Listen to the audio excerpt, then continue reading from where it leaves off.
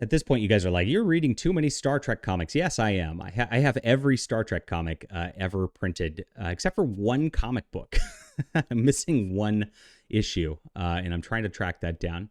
But I have everything, and so this is a year 5, which is a hardcover that just came out. I didn't get this entire series because I knew the hardcover would be coming out, and I assume there will be a hardcover of Volume 2 coming out because this only goes through issue 12 of the series. Now, the lore behind this is that Star Trek went 3 years on the show, and so there's a 5-year mission for to seek out new life and new civilizations. And so they did a storyline called Year 4, which is I have and I've not read yet, but I should have probably done that first. Who knows if this comes through? It might be its own deal. And this is Year 5, so this is supposed to represent that 5th season. Now they did it here, and they ran this. They called Jackson Lansing and Colin Kelly the showrunners, and so there's a few different creative teams. Like every issue has its own creative team. It does get back to Jackson Lansing and Colin Kelly at the end of it, just writing it themselves. I think it's a little stronger, honestly, when they do it rather than farm it out. I noticed that the people they hired tend to be a little wordy and kind of bog down the storylines a little bit at the beginning of this. But they run it with like this like overarching plot, so it doesn't feel like old 60s Star Trek. It feels like a modern version of a Star Trek like you'd get out of a Paramount Plus show or something like that. And so here it is, like they interact with these Tholians. The art's really nice, as you can tell in this first issue, but they have different artists through it also. They do a good job though. And a lot of talking, as you can see, a lot of setup, a lot of dialogue. So it does flow a little on the slow side, but there's this like Tholian problem. They're fighting off Tholians and they end up like kidnapping kind of like this like baby Tholian throughout the course of this. And the Tholians appeared in one episode of Star Trek. So this really like amplifies the lore of them. These are like rock creatures who like have this like web nets that they make, and the Enterprise is having to avoid that. Now this is the little kid Tholian who ends up on the starship, and they end up of course having a war brewing with the Tholians over the course of this.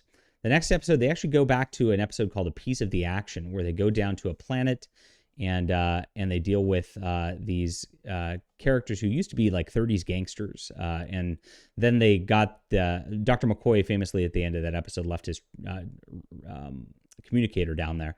And so now they're trying to act like Star Trek people, but they're doing so as a dictatorship or whatever in a weird way. They end up having an election, even though it's a dictatorship, and they name Spock their president. You see the dialogue. There's way too much dialogue on it. So it's really slow.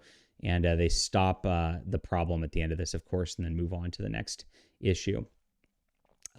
So there's single issues, but they are building this plot of the Tholians over the course of this. You see that Uhura is trying to learn communications and try to figure out their language, which is actually the best plot out of the whole deal. That's a lot of fun over this. And then eventually they go to they fight some Klingons, of course, because you have to. And then they go to another planet where they go to this water-ish planet.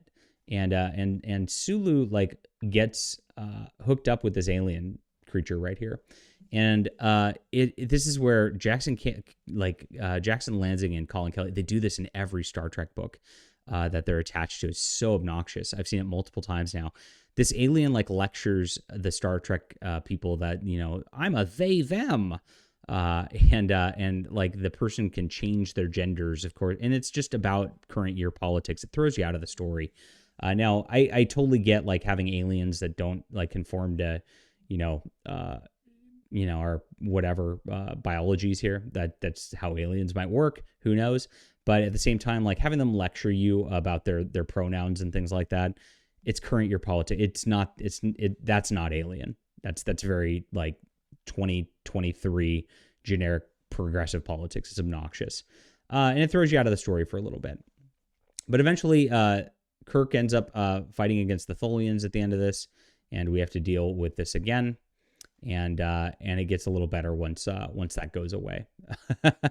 And so overall, we're building this plot line here, and this is another reference. This guy is coming back in time, Gary 7, in order to deal with this. So there's a lot of episode reference callbacks through this, which to me, they do that a lot in the comics. Do these episode reference callbacks, and The Gary Seven one was one of my least favorite ones because I just didn't like that episode in the original series anyway.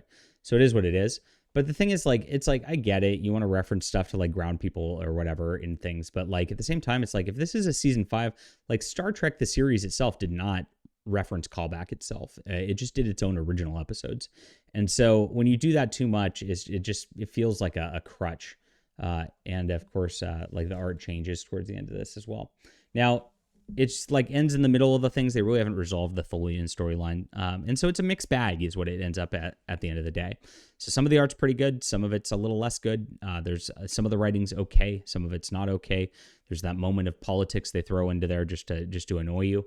And so like this ends up like being an all right thing. It's just like right in the middle, 7 out of 10 is what I call it at the end of the day.